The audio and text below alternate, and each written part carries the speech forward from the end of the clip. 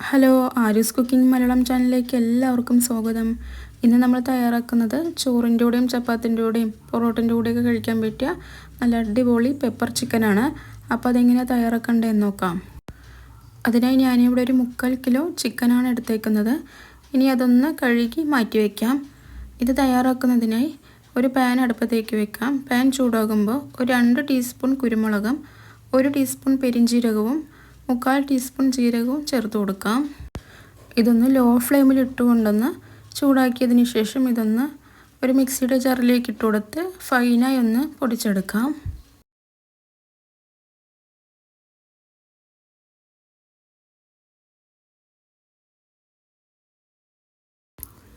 ഒരു പാനിലേക്ക് 2 ടീസ്പൂൺ വെളിച്ചെണ്ണ ഒഴിച്ചു കൊടുക്കാം. വെളിച്ചെണ്ണ ചൂടാകുമ്പോൾ അതിലേക്ക് പട്ട, ഗ്രാമ്പു, ഏലക്ക, പട്ടയുടെ ഇല, ഒരു 1/4 ടീസ്പൂൺ പെരിഞ്ജീരകം എന്നിവ ചേർത്ത് കൊടുക്കാം. അതിലേക്ക് ഞാൻ അരിഞ്ഞു വെച്ചിരിക്കുന്ന കൊച്ചുള്ളിയാണ് ചേർത്ത് കൊടുക്കുന്നത്. കൊച്ചുള്ളിക്ക് പകരം സവാളയായാലും മതി. ഇതൊന്ന് നന്നായി ഒന്ന് വഴറ്റി കൊടുക്കാം. പെട്ടെന്ന് വഴറ്റി കിട്ടുന്നതിന് വേണ്ടി ഞാൻ ഒരു 1/4 ടീസ്പൂൺ ഉപ്പ് ചേർത്ത് കൊടുക്കുന്നുണ്ട്. ഇനി ഇതിലേക്ക് കുറച്ച് കറിവേപ്പില കൂടി ചേർത്ത് കൊടുത്ത് വഴറ്റി കൊടുക്കാം.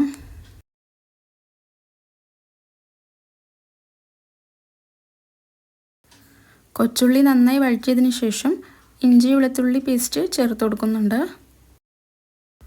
അരിഞ്ഞു വെച്ചിരിക്കുന്ന പച്ചമുളക് ചേർത്ത് കൊടുക്കാം.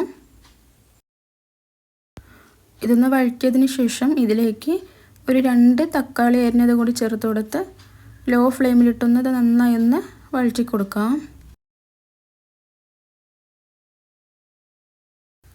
തക്കാളി നന്നായി വഴറ്റിയതിന് ശേഷം ഇതിലേക്കൊരു 1/2 ടീസ്പൂൺ മഞ്ഞൾപ്പൊടി ചേർത്ത് കൊടുക്കുന്നുണ്ട്. ഒരു 1/2 ടീസ്പൂൺ മല്ലിപ്പൊടിയും ചേർത്ത് കൊടുക്കുന്നുണ്ട്. എന്നിട്ട് ഈ മസാലയെല്ലാം നന്നായി ഒന്ന് ഇളക്കി യോജിപ്പിച്ചതിന് ശേഷം ഇതിലേക്ക് നമ്മൾ കഴുകി മാറ്റി വെച്ചിരിക്കുന്ന ചിക്കൻ ചേർത്ത് കൊടുക്കാം.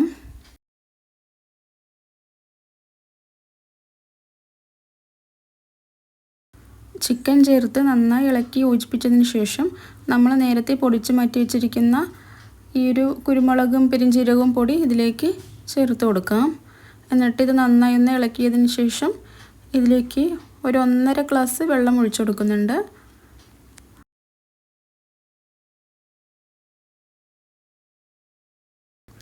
ഇനി ഇതൊന്ന് ഇളക്കി യോജിപ്പിച്ചതിന് ശേഷം ഇതൊരു മീഡിയം ഫ്ലെയിമിൽ ഇട്ട് കൊടുത്ത് അടച്ച് വെച്ചൊന്ന് കുക്ക് ചെയ്തെടുക്കാം.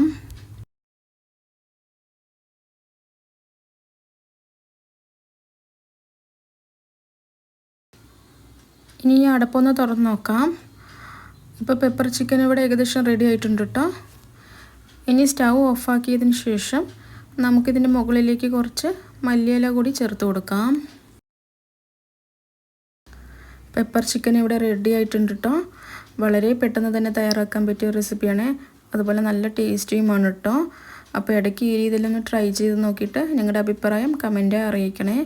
അപ്പോൾ ഇന്നത്തെ വീഡിയോ ഇത്രയേ ഉള്ളൂ. വീഡിയോ ഇഷ്ടമായ ലൈക്ക് ചെയ്യാനും ഷെയർ ചെയ്യാനും സബ്സ്ക്രൈബ് ചെയ്യാനും മറക്കല്ലേ. മറ്റൊരു വീഡിയോയുമായി നമുക്ക് വീണ്ടും കാണാം. Thank you for watching.